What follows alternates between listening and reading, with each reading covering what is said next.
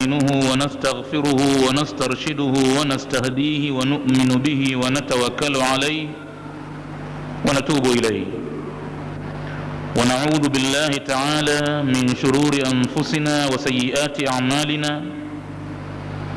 من يهده الله فلا مضل له ومن يضلل فلا هادي له، وأشهد أن لا إله إلا الله وحده لا شريك له، وأشهد أن محمدًا عبده ورسوله أرسله الله بالهدى ودين الحق ليظهره على الدين كله ولو كره الكافرون.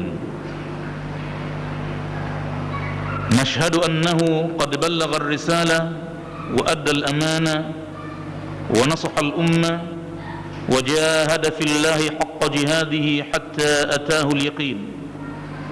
اللهم صل على محمد وعلى أزواجه وذريته كما صليت على آل إبراهيم، وبارك على محمد وعلى أزواجه وذريته كما باركت على آل إبراهيم إنك حميد مجيد.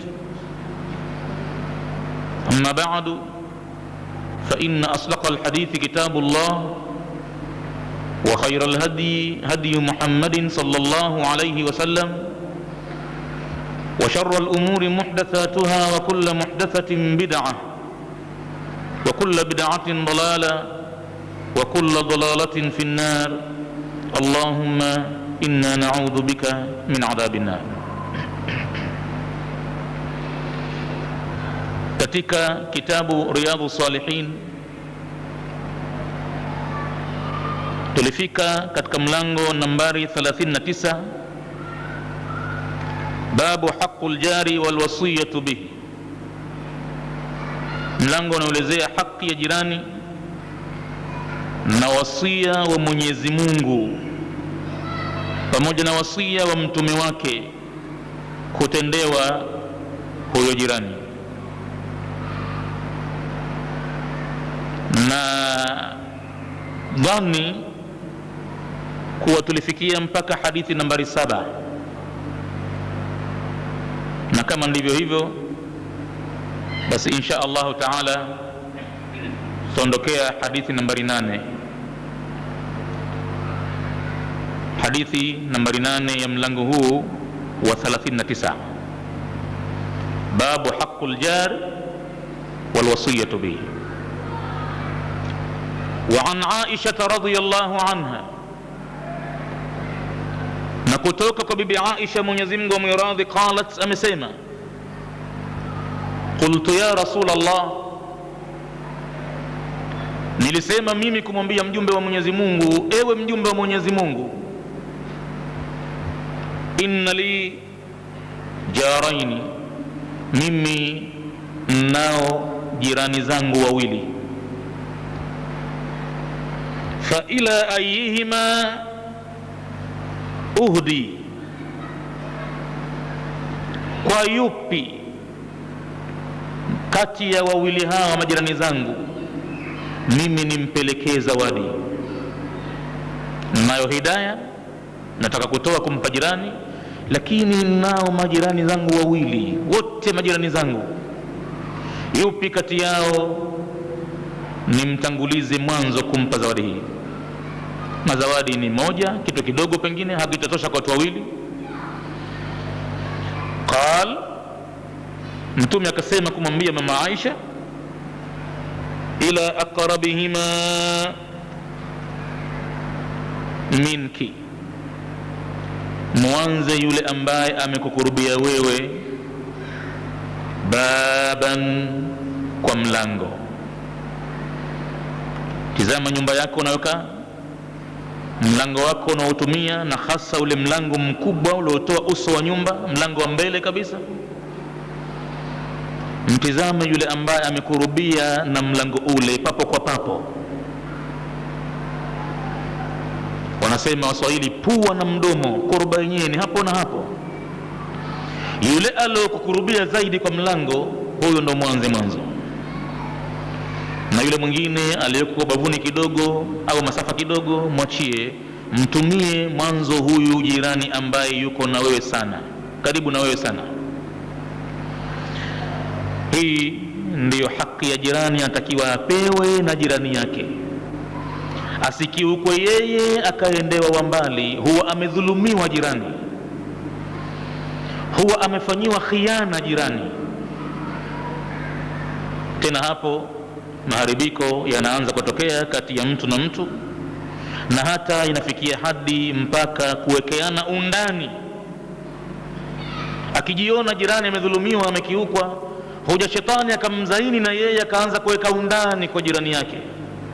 Na hata kama kuna uadui sasa watakaofanyike kwa jirani yake, anasema simjulishi, simtambulishi, bali pengine jirani huyo na yeye awe tayari kusaidiana na maadui dhidi ya jirani yake, na pengine chanzo ni kwamba wamekiukana, hawakuwa na insaf. Hii ni haki ya jirani. Akifanyiwa si kama anafanyiwa favor, anapewa hivi kwa sababu mapendeleo, la. Huu ni mlango haqqul jari, hii ni haki yake jirani. Walwasiyatu bihi, na wasia wa Mwenyezi Mungu na mtume wake kuhusu yeye jirani kufanyiwa.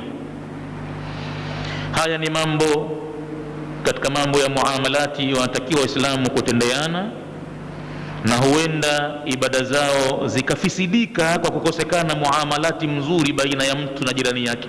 Huenda zikawa hazina uzito ibada, bali huenda zikaharibika kabisa kabisa, zikawa hazitakiwi ikiwa mtu hana tabia njema kwa majirani zake.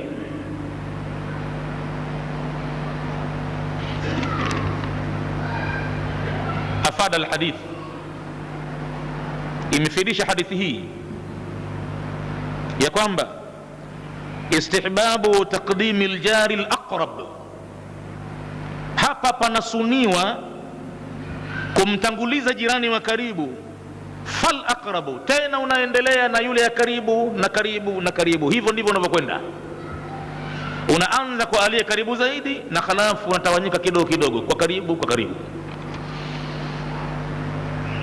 Na utayafanya hayo Muislam idha lam yuqaddar ala al-ihsani, pindi hapa kutolewa makdari makubwa juu ya wema, ila aljamii, kuwafanyia majirani wote. Ama kama kuna ihsani Mwenyezi Mungu amemfanyia mtu, amemkunjulia wasaa mzuri, basi majirani zake wote kwa hakika watakiwa wapate msaada wake na wapate wema wake kadri inavyowezekana. Lakini kama hakutokuwa na wasaa huo, basi yule aliyekaribia zaidi ndiye anayeanza mwanzo. Kwa mfano,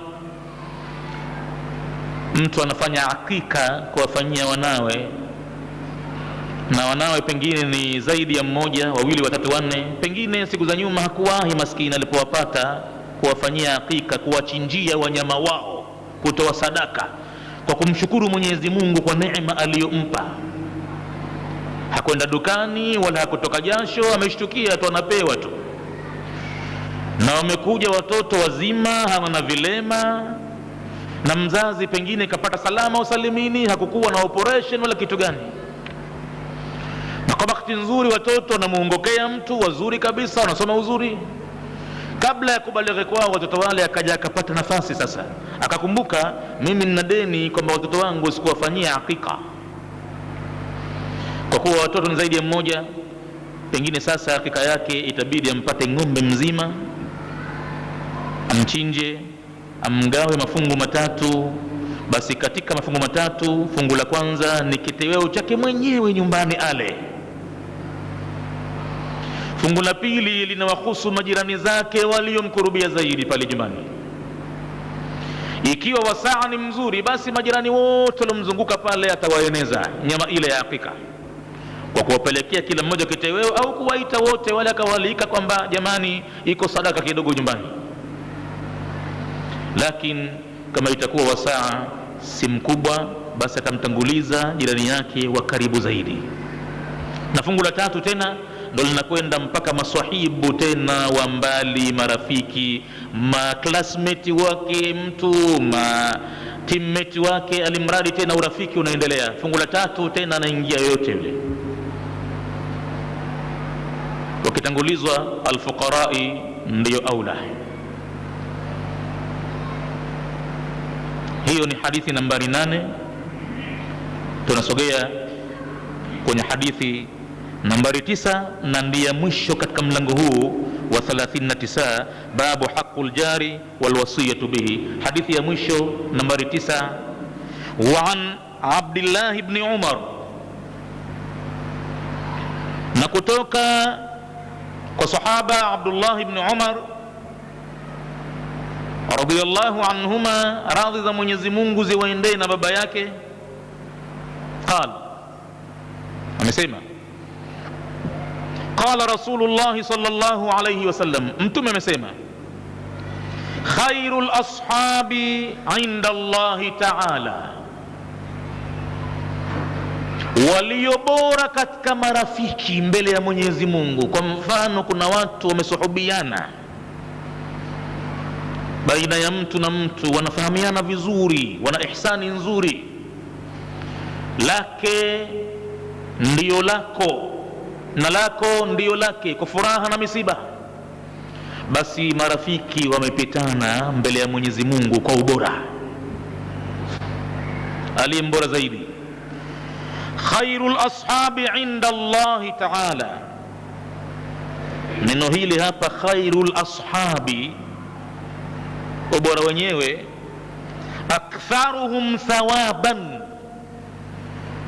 waliozidi mno kuliko wengine malipo mbele ya Mola wao, wa akramahum manzilatan, na walio na daraja au cheo kitukufu zaidi kuliko wengine. Wana malipo makubwa zaidi mengi, na halafu wana cheo kitukufu zaidi kuliko wengine. Wakadha khairul jirani, na katajwa hapo rafiki, lakini vile vile hapa inaingia moja kwa moja, hadithi hii imewekwa katika babu haqqul jari. Vile vile unaweza kusema kwa lugha nyingine, jirani aliye bora zaidi kuliko majirani wengine. Ni nani huyo? Khairuhum li sahibihi, ni yule rafiki aliye mbora wao kwa rafiki zake.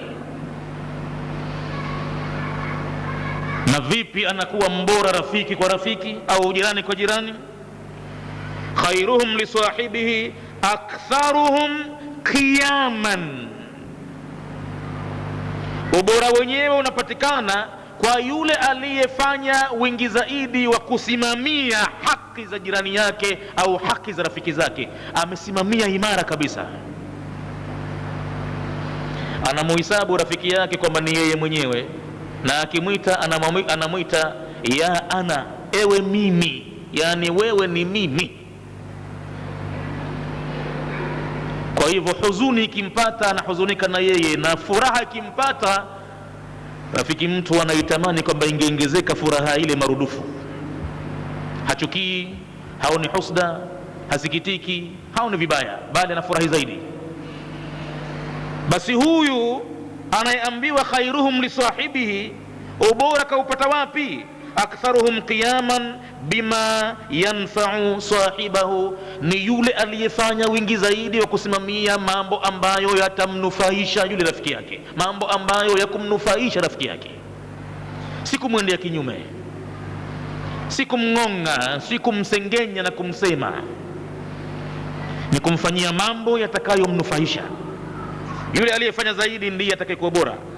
Wayadfa'u, na kwa upande wa madhara akaweza kukinga anhu al-adha, kwake yeye maudhi. Huyo ndo anakuwa bora ya rafiki katika marafiki, na huyo ndo anakuwa bora ya jirani katika majirani.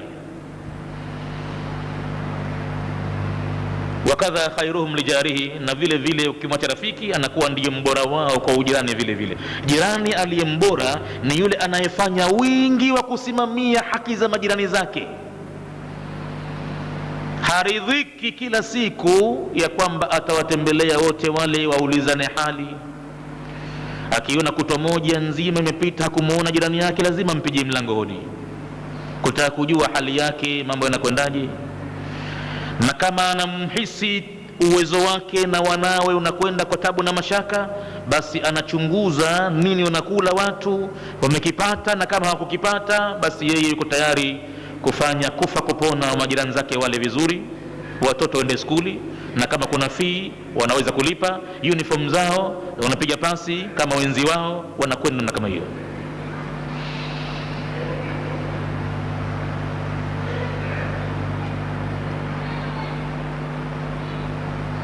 wa khairul jirani inda Allahi ta'ala.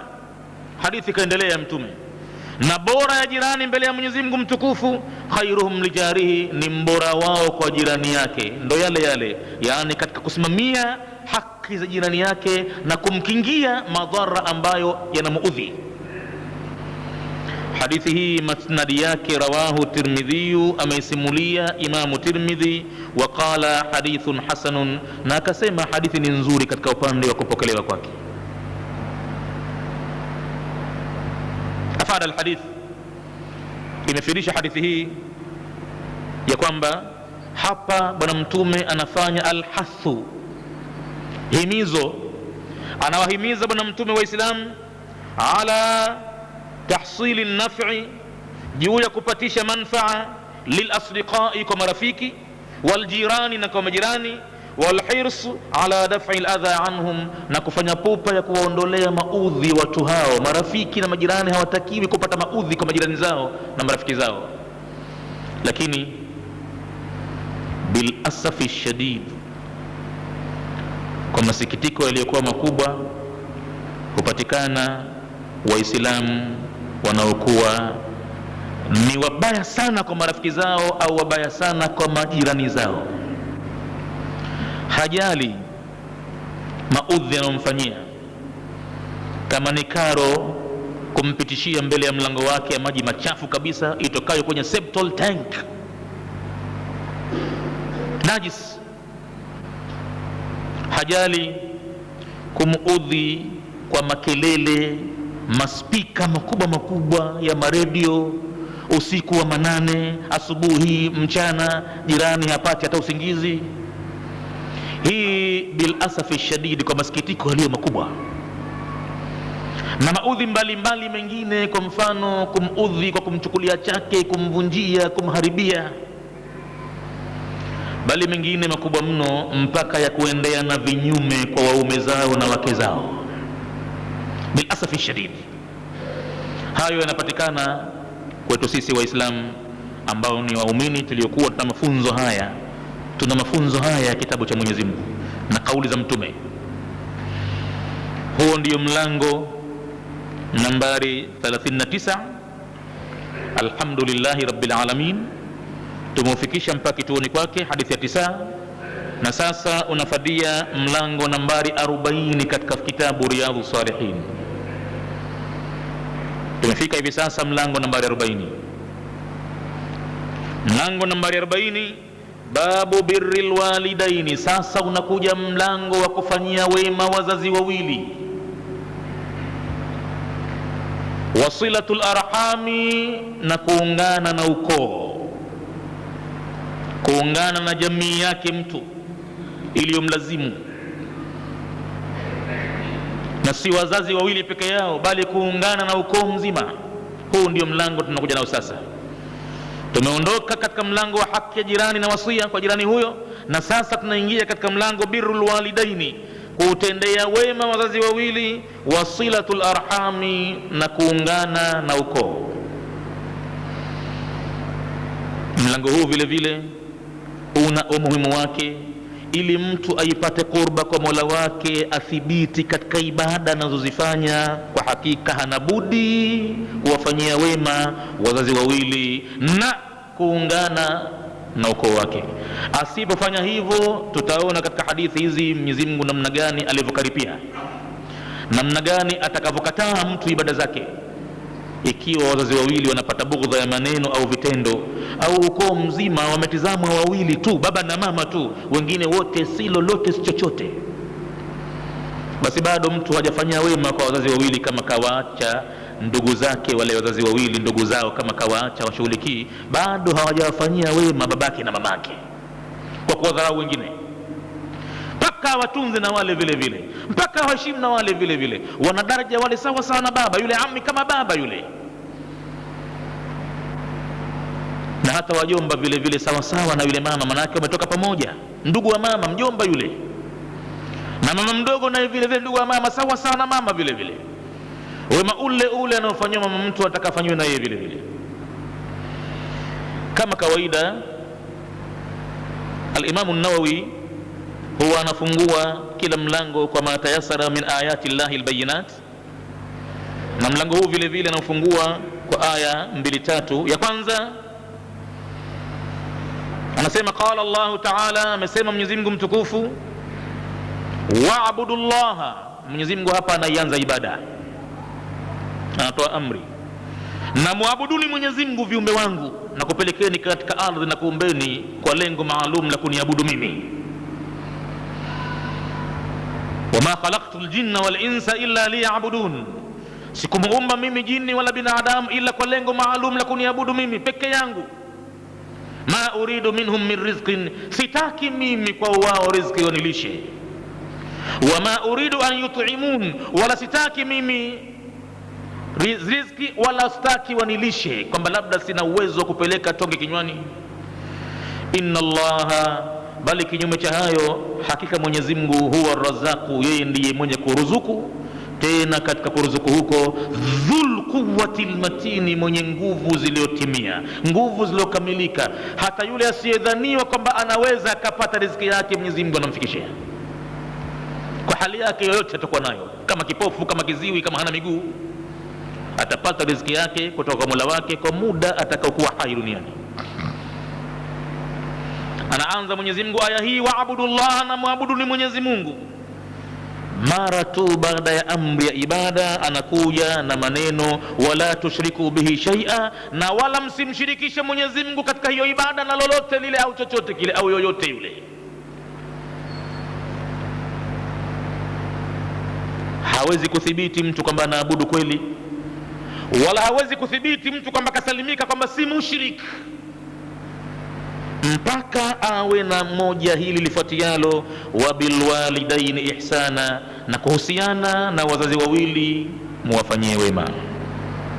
Hivi ndio Mwenyezi Mungu alivyoambatanisha aya za Qur'ani katika kuabudiwa peke yake na kutokushirikishwa. Ameweka pamoja na mambo haya ya kuwafanyia wema wazazi wawili, na orodha ya mengine nakaa pamoja kwenye aya moja. Ina maana likikiukwa moja katika hayo, ibada yake mtu iko mashakani, hakuabudu kweli, hakujikurubisha kwa Mwenyezi Mungu kweli, na wala hakusalimika kwamba yeye asiwe mushrik. Bila shaka anayemwabudu huyo, madhala kufuata agizo la Mwenyezi Mungu hili, bila shaka amepata wahi kwingine tabu kusalimika kwamba si mushrik.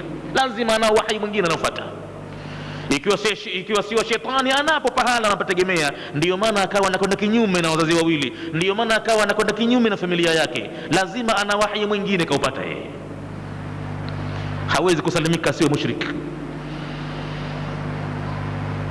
Aliposema wa bilwalidaini ihsana, kwa hakika hii aya tuliifungulia mlango uliopita nambari 39. Aya yenyewe ndio hii kaika tena Imam Nawawi kwa namna inavyofanya kazi kwenye mlango huu vile vile na kwa umuhimu wake. Huko tunakotoka nyuma tulikuwa na sharhi yake aya hii, hapa sasa anaiwachia, lakini kwa kujikumbusha tu neno wa bilwalidaini ihsanan. Ihsanan ni nini? Birran ni kufanya wema kamili, wa takriman na kufanya takrima mno, hishma kwa wazazi wawili, bilqauli walfi'li, kwa maneno na matendo yote mawili sambamba yanakwenda. Anaweza kuwa wakati mwingine mtu matendo yake kwa wazee wake mazuri mno, hawalali na njaa wazee, nyumba nzuri wamepewa, cha kuvaa oho, na wanafurahishwa kwa vitendo, lakini ikawa mdomo wake mbaya kwa wazazi. Hajali anazungumza na nani, hajali anawajibu nini, kila mara makaripio, matukano, mishuno, anashuna tu na kuguna tu. Kwa hakika atakuwa bado hajafanyia wazazi wawili wema, kwamba maneno yake si mazuri kwa wazazi. Na huenda wakati mwingine mtu akawa maneno yake matamu mno kwa hao wazazi wawili, lakini vitendo vinakwenda ahasi. Hashughuliki na mzazi anakula nini wala anavaa nini, na pengine kampelekea mpaka wanawe wende wakalelewe kule, wajukuu. Kuna utitiri kule nyumbani kwa yule baba yake, basi hafikirii kwamba yule baba atawafanya nini wale, hali ndo kama ile. Na pengine alipotimliwa kazini alimwendea baba yake, kaseme na fulani, kaseme na fulani. Pengine alimhitaji baba yake wakati amemwona mchumba mzuri anataka kwenda kumposa, hakuna mwingine walikuwa wa heshima atakayekubalika, amelilia hali kwa baba, baba nenda, baba nenda, usinivunje, ukenda wewe basi haturudi nyuma. Kasahau yote. Sasa baada ya kumpata yule mke, yuko na mkewe, hajali tena sasa. Ama kwa maneno akikutana naye mazuri mno, je, nyumbani hamjambo na hivi na hivi, lakini matendo hanayo. Hapa haisabiwi mtu kwamba amemfanyia wema mzee wake. Na kwa upande wa ibada huwa zinaingia mashakani kwa hakika, kwa sababu ya wawili hawa, mpaka Mwenyezi Mungu mpaka watendewe wema hawa, ndo Mwenyezi Mungu anakuwa na radhi na mja wake kwamba sasa abudu utakavyo, madhalu muwaridhisha hawa, sasa ni abudu vizuri. Tahadhar sana mtu kuhusiana na wazazi wawili. Tutaona mlolongo wa aya zilizowekwa kabla ya kuingia kwenye hadithi, ni aya gani katumia Imamu Nawawi kuhusiana na maudhui hii.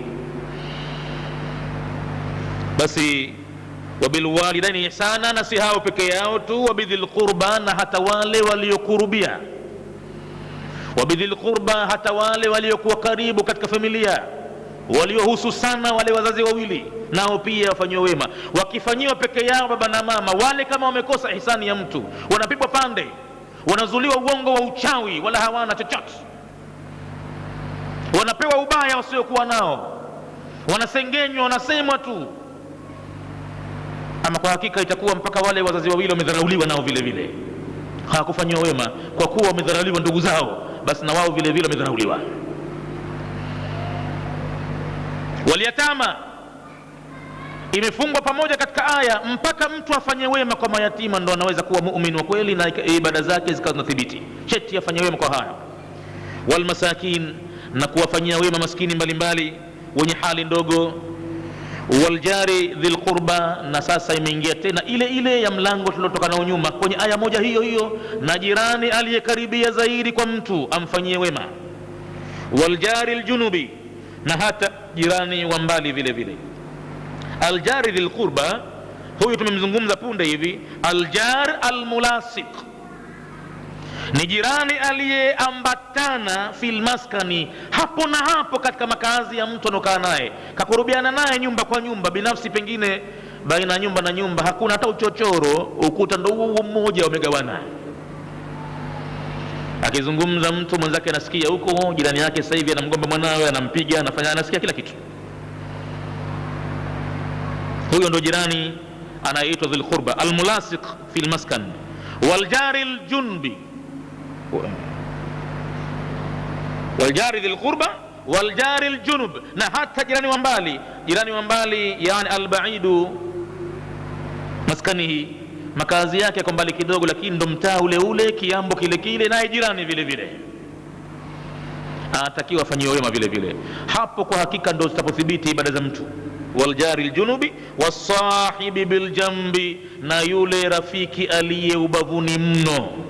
Sahibi biljambi arrafiqu salih, ni rafiki mwema fi hadharin au safarin, anapokuwa naye mtu katika wakati wa kukaa pale pale mtaani, au anapokuwa naye safarini, huyu anakuwa sahib biljanbi. Yule uliokuwa naye chini ya ubavu, yule anatakiwa apate wema wako. Unasafiri, umeingia kwenye boti, yule ambaye umekaa naye baina ya kiti na kiti asipate maudhi, yule awe anapata wema wako. Kama umenunua kitafunio, utamuomba kwa hisani yake na yeye vile vile apate kitafunio kile, sheti apate wema wako rafiki yule. Akikataa mwenyewe, tena hapo ndo unapata salama. Lakini kwanza sheti umfanyie ihsani inayostahiki jirani, na sio kumuudhi, ukamtolea sigara, ukampaga mamoshi pale bila ya kumjali yule. Kwa hakika ataka wema wako, maudhi hapendi, hataki. Na hata ibada kwa upande kwa kumuudhi. As-sahibi biljambi, rafiki wa ubavuni. Huyu rafiki wa ubavuni anapatikana ndani ya nchi, ndani ya kijiji, na anapatikana hata mtu anapokuwa safarini, lazima atakuwa naye yule aliyokaa naye karibu. ikiwa kwenye ndege, kwenye boti, kwenye kitu gani, atakuwa naye mtu ambaye yuko karibu na yeye. Yoyote awaye, hata kama si muislamu mwenzio, kwa hakika anatakiwa apate wema wako, mpaka avutike na aulizi hasa watu wa namna gani hawa, mtu gani huyu, wewe jina lako nani, unatoka wapi wewe, unafuata dini gani wewe, ajue kwamba Uislamu kwa hakika amri zake ni kubwa mno na nzuri mno. Aone tofauti kubwa na watu wote walio katika chombo hichi. Huyu mtu namna gani huyu? As-sahibi biljambi arrafiqu salih, ni yule rafiki ambaye anakuwa mwema fi hadarin au safarin, katika makazi ya nyumbani na katika safari. Lakini aliyekuwa mwema unamfanyia wema huo, yule ambaye ameanza kuleta ulevi pale na matusi na hivi na hivi, la la la la, haupate wema huo na hayumo kabisa kufanywa wema. Wabni sabili, na hata mwananjia vile vile. Mwananjia almusafir, huyu ni msafiri. Algharibu, aliye mgeni.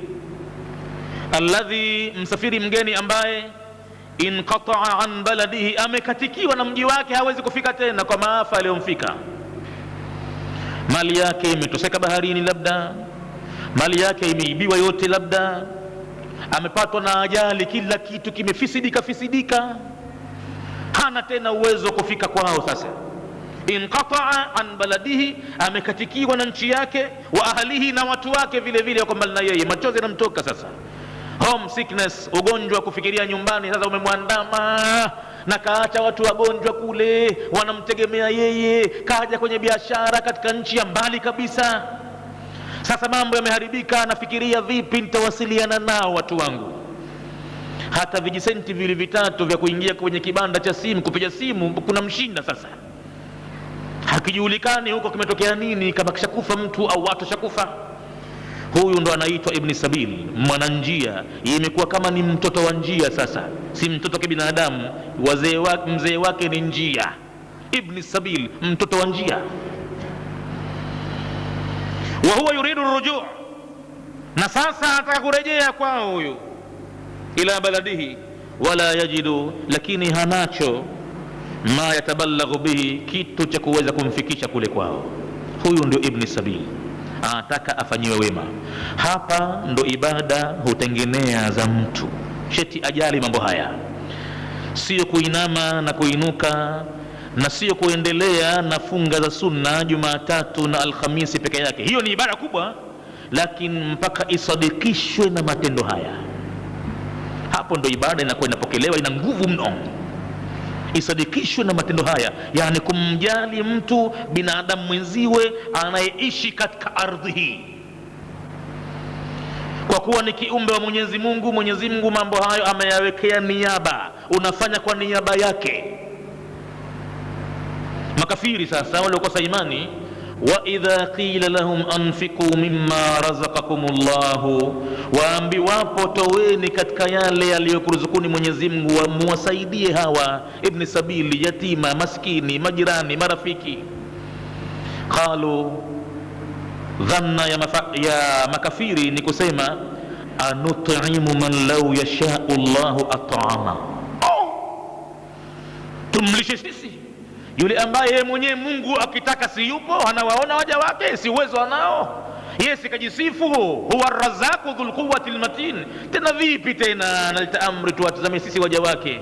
Ndio maana wakatoa fidhuli Mayahudi waliokosa imani hii, wakasema inna Allaha faqirun wa nahnu aghniya'u, Mwenyezi Mungu shakuwa fakiri, unaona hana kitu, shaishiwa, na sisi sasa ndo matajiri. Unaona, anatuamrisha kila mara tutoe, tuwasaidie viumbe wake. Viumbe wake mwenyewe washamshinda sasa kuendesha. Sanaktubu ma qalu, jawabu Mwenyezi Mungu anasema tunayaandika ambayo wameyasema. Na si hayo tu, wakatlahumul anbiya, na hata kulikuwa kwao mitume tumedhibiti barabara, iko siku tutawaonyesha uzito wa madhambi kuwa mitume, na halafu kumzulia mpaka Mwenyezi Mungu uongo wa kumtukana, wa kumwambia fakirun. Kinyume na hayo, Muislamu kafundishwa dua na mtume kuhusu Mwenyezi Mungu, anatakiwa aombe katika dua zake, aseme Allahumma aghnina bilfaqri ilaika, tutajirishe sisi kwa kuwa ni wahitaji tunaokutaka wewe Mwenyezi Mungu msaada wako. Aghnina, tutajirishe Mwenyezi Mungu bilfaqri ilaika, kwa kujifanya sisi kuwa ni wahitaji kwako. Wala tufkirna, wala usitufakirishe, usitupeleke kwenye ufakiri, bilistighnai, kwa kutosheka na udanganyifu wa neema tulizonazo, anka, tukaacha kukutegemea wewe na kukuomba. Ama hapo binadamu atakuwa kafilisika vibaya, pale atapojihisi kwamba sasa katosheka, hahitaji hata hewa ya oksijeni, anasahau, anaona kwamba hata hii hewa ya oksijeni hii yeye anayo mamlaka nayo, na anaweza kafanya artificial rainfall ya kumwagilia katika mashamba yake na hivi na hivi, anahisi kwamba uwezo sasa hivi hata Mungu anaja naye.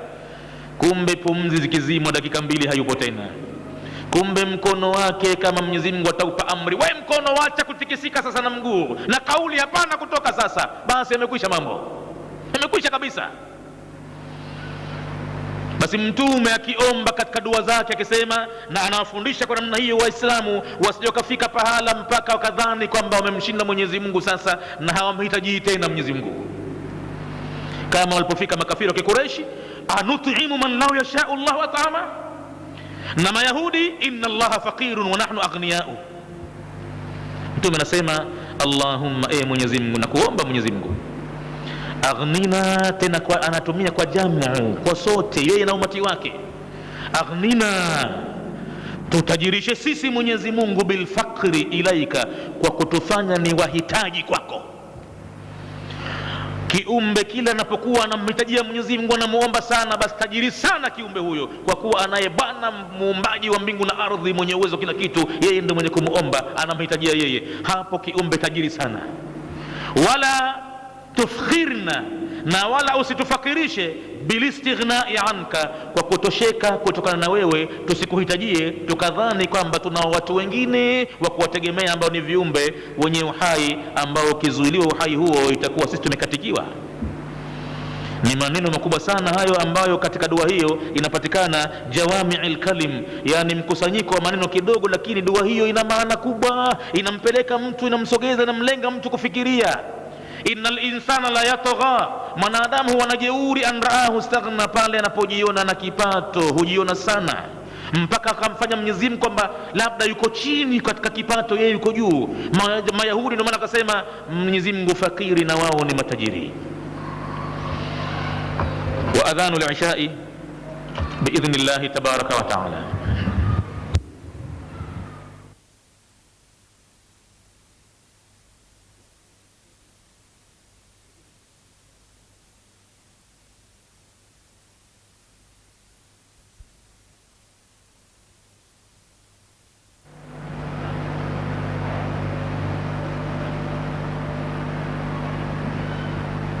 Naam, aya ikaendelea kumalizia, wama malakat aymanukum, na wale ambao imewamiliki mikono yenu ya kuume.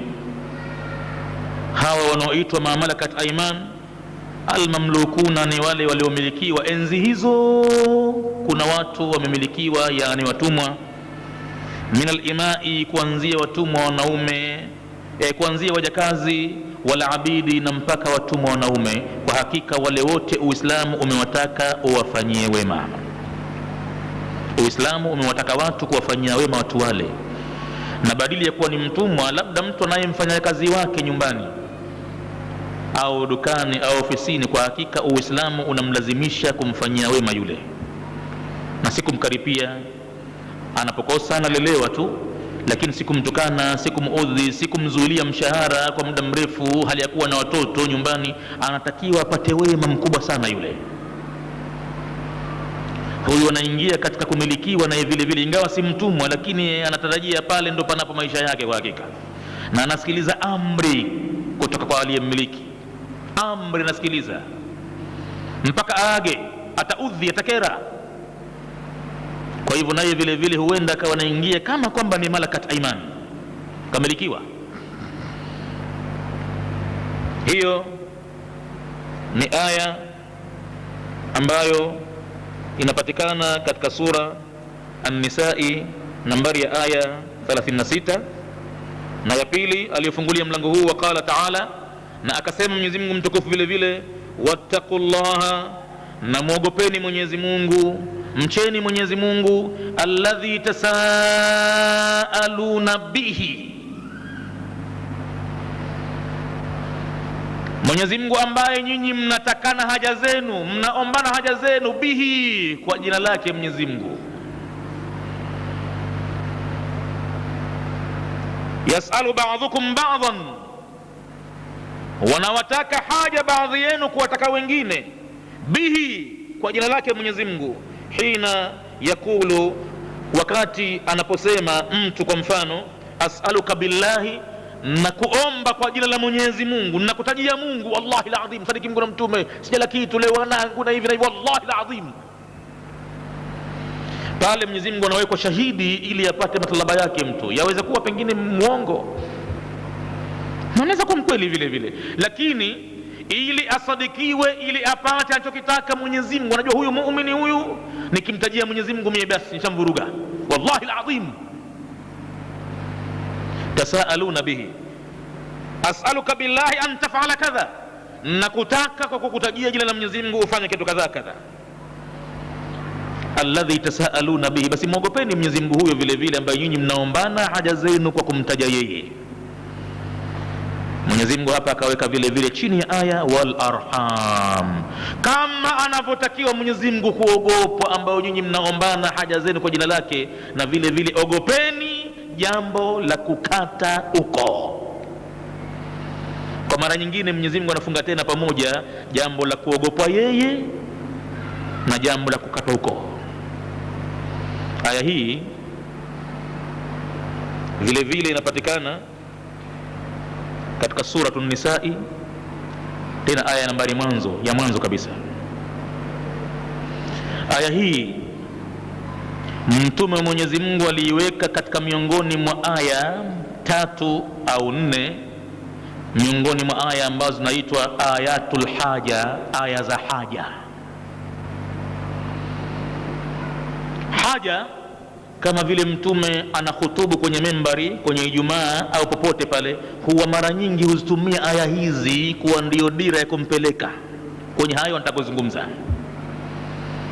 Maana mafunzo yote ya Uislamu yamo ndani ya aya hizo, na anapofika katika kuozesha vile vile, wamekusanyika pale umma mkubwa wa watu, wamealikwa shughuli ya harusi, jambo la kheri kabisa.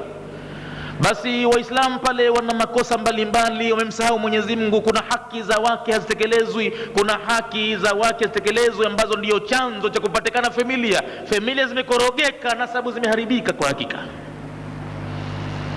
Huyu anamjibu mkewe vyovyote vile, na mke vile vile amjibu mumewe vyovyote vile, watoto halelewi vizuri. Mwenyezi Mungu anasema wattaqullaha alladhi tasaaluna bihi wal arham, na vile vile ogopeni jambo la kuvunja au kuharibu ukoo.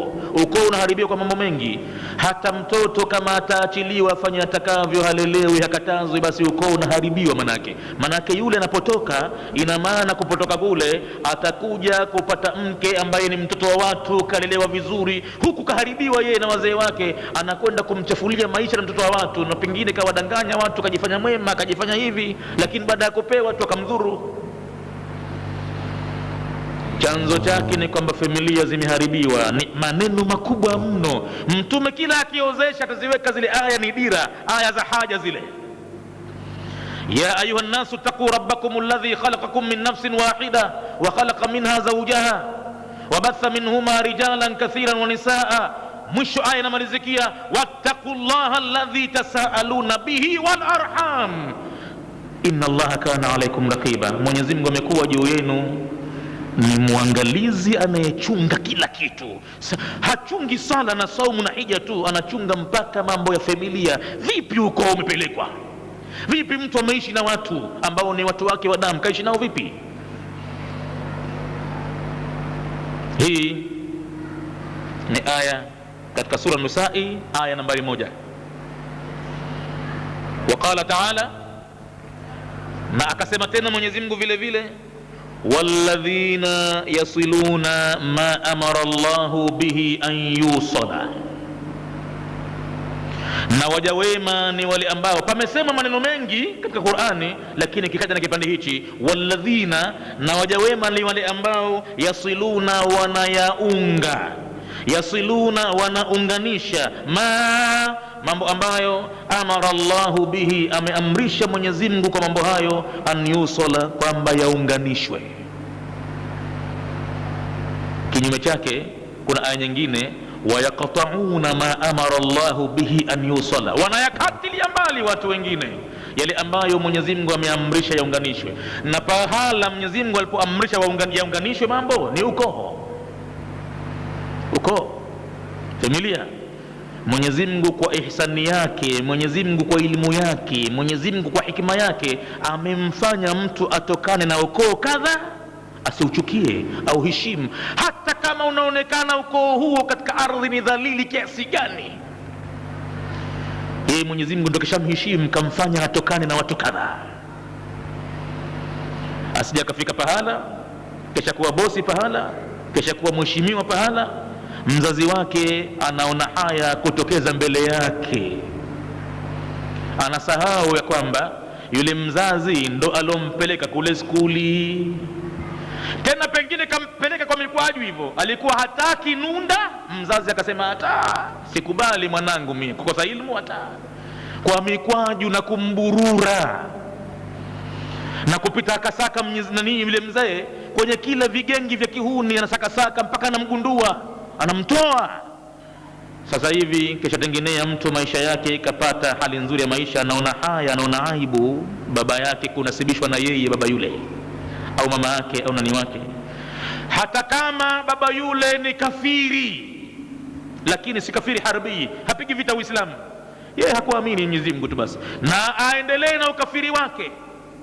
Mwenyezi Mungu anasema wa in jahadaka ala an tushrika bi, wakikulazimisha wazazi wako wawili juu ya kwamba unishirikishe mimi, ma laysa laka bihi ilmun, na jambo ambalo huna ilmu nalo halifai, fala tuti'huma, usiwatii katika jambo la itikadi, usiwatii katika jambo la ibada, lakini wasahibuhuma fi dunya ma'rufan, hata kama ni makafiri shirikiana nao katika dunia hii kwa wema. Ndo baba yako, ndo kasababisha kuja we duniani, ndo amekutoa kwenye uti wa mgongo, utafanyaje? Utamkanusha vipi? Na ukoo utaukataa vipi? Na iwe unatajika kwa ushenzi, kwa ubaya, kabila lake kadha kadha, lakini ndo ukoo wenyewe ambao umekuleta duniani. Wale wote waliokuwa katika ukoo ule watakiwa waunganishwe, wapendwe sana, waendewe, waulizwe dhiki zao, watembeleane, furaha na msiba, watu wako pamoja, ukoo.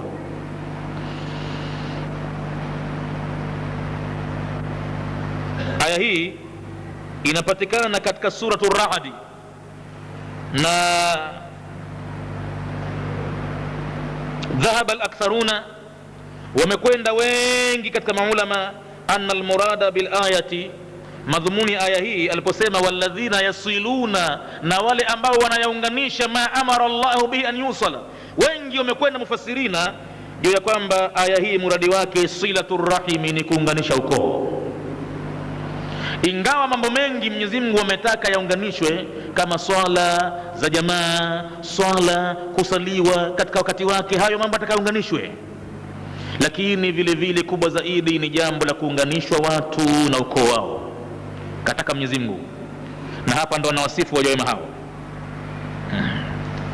Tayib, waqala ta'ala, na amesema Mwenyezi Mungu tena vile vile, wawasaina al-insana biwalidayhi, na tumemuhusia mwanadamu kwa wazazi wake wawili husna, kuwafanyia wema.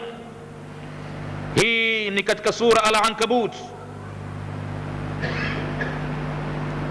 Na wasia unapotoka kwa Mwenyezi Mungu sasa unakuwa ni aqwa min al-amri, una nguvu zaidi kuliko amri.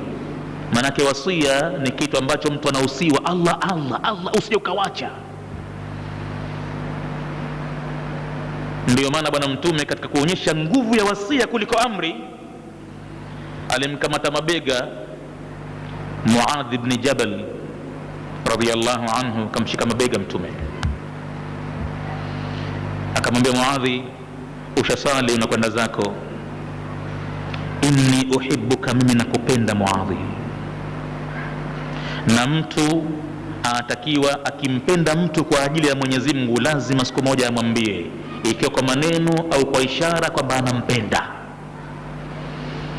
Asipomwambia inakuwa anamkhini, maana yule atajijuaje kule kuambiwa kwamba mimi nakupenda kwa mwendo wako siku hizi umeanza kuswali wewe, kutoka darasani, wallahi nakupenda kwa ajili ya jambo hilo, na nilikuwa nikikuchukia kwa sababu kitu kadha kadha kadha, lakini sasa nakupenda.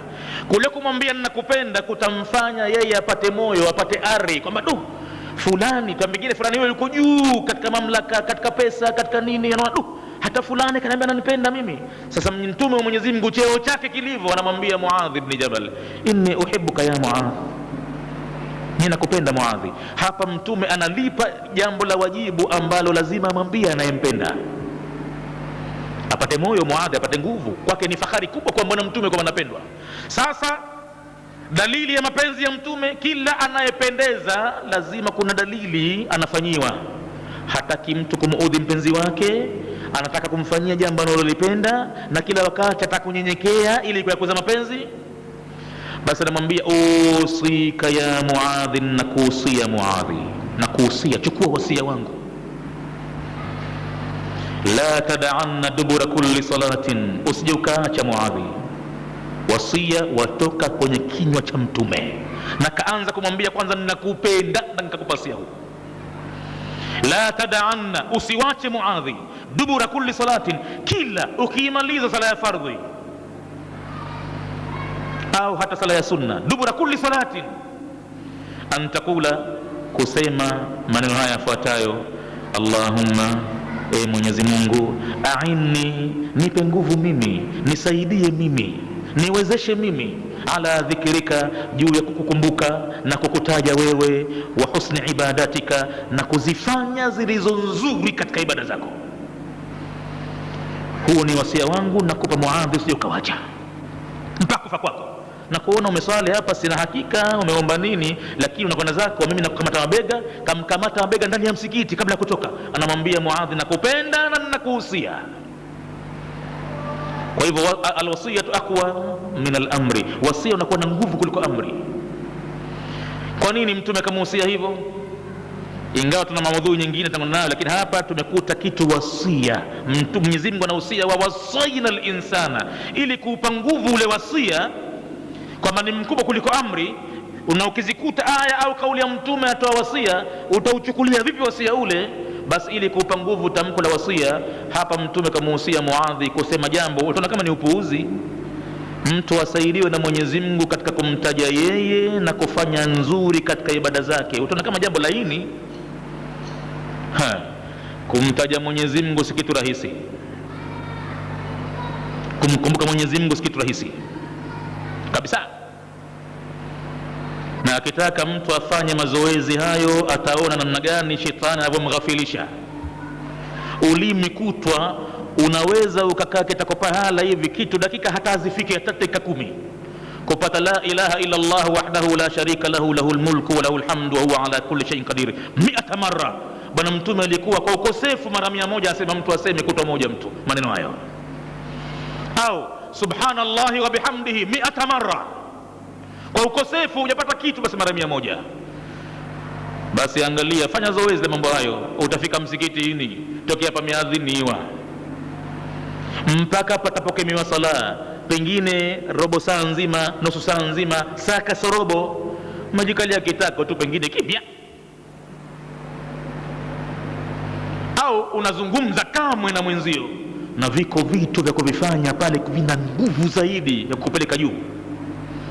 Kwa hivyo nataka mtu amuombe Mola wake amjalie awe ni mwenye kumtaja Mungu. Mtu si kama atakwenda kifua mbele kwa ubabe, hapana, awe na tadharru. Hilo jambo atakaliombe kwa Mwenyezi Mungu, latoka kwake Mwenyezi Mungu. Sheti mtu apewe taufiki kwa Mwenyezi Mungu, awe mnyenyekevu sana, aombe kule kumtaja. Unaomba Mwenyezi Mungu, nijalie mimi mwenye kukutaja wewe. Katika dua zake mtume pia akiomba yeye mwenyewe, uachilia mbali huwa wasia alompa Muadhi, akiomba Allahumma inni as'aluka lisanan dhakiran, na kuomba Mwenyezi Mungu unipe ulimi kukutaja wewe. As'aluka, na kuomba Mwenyezi Mungu lisanan dhakiran, ulimi wa kukutaja wewe, wa qalban shakiran, na moyo wa kushukuru neema zako,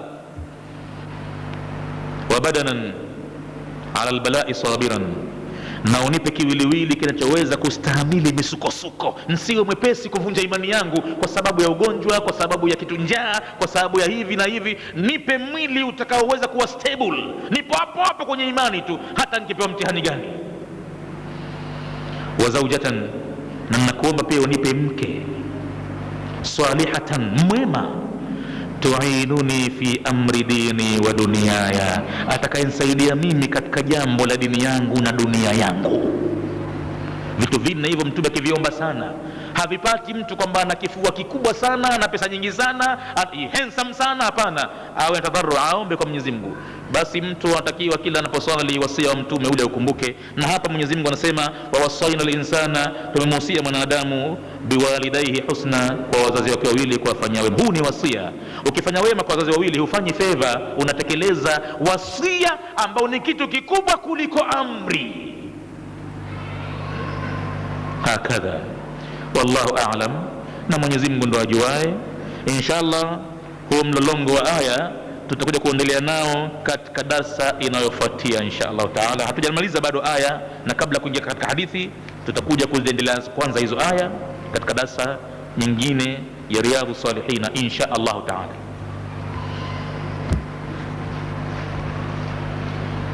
Alhamdulillahi rabbil alamin, wassalatu wassalamu ala ashrafil anbiya'i wal mursalin.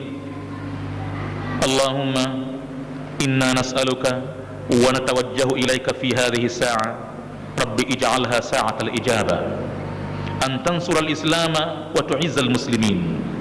Allahumma ansur al-islama wa a'izz al-muslimin. Allahumma a'li bi fadlika kalimatay al-haqqi wad-din. Allahumma waffiqna lima tuhibbuhu wa tardahu. اللهم وفق ولاة أمور المسلمين في مشارق الأرض ومغاربها لما فيه صلاح المؤمنين يا رب العالمين. اللهم وفق ولاة أمور المسلمين في مشارق الأرض ومغاربها لما فيه صلاح المؤمنين يا رب العالمين. اللهم اجعل هذا البلد آمنة مطمئنة يأتيها رزقها رغدا من كل مكان. اللهم إنا نعوذ بك أن نكفر بأنعمك يا الله. اللهم أصلح ذات بيننا وألف بين قلوبنا واهدنا سبل السلام ونجنا من الظلمات إلى النور وجنبنا الفواحش ما ظهر منها وما بطن برحمتك يا أرحم الراحمين. اللهم إنا نسألك موجبات رحمتك وعزائم مغفرتك والغنيمة من كل بر والسلامة من كل إثم والفوز بالجنة والنجاة من النار. اللهم لا تدع لنا ذنبا إلا غفرته ولا كربا إلا فرجته ولا عيبا إلا سترته ولا دينا إلا أديته ولا مريضا إلا شفيته ولا ميتا إلا رحمته ولا حاجة هي لك رضا إلا قضيتها يا أرحم الراحمين برحمتك يا أرحم الراحمين. اللهم رب لنا أولادنا كما ربيتنا. اللهم بصرنا بعيوبنا. اللهم اغفر لنا ولوالدينا وارحمهم كما ربونا صغارا.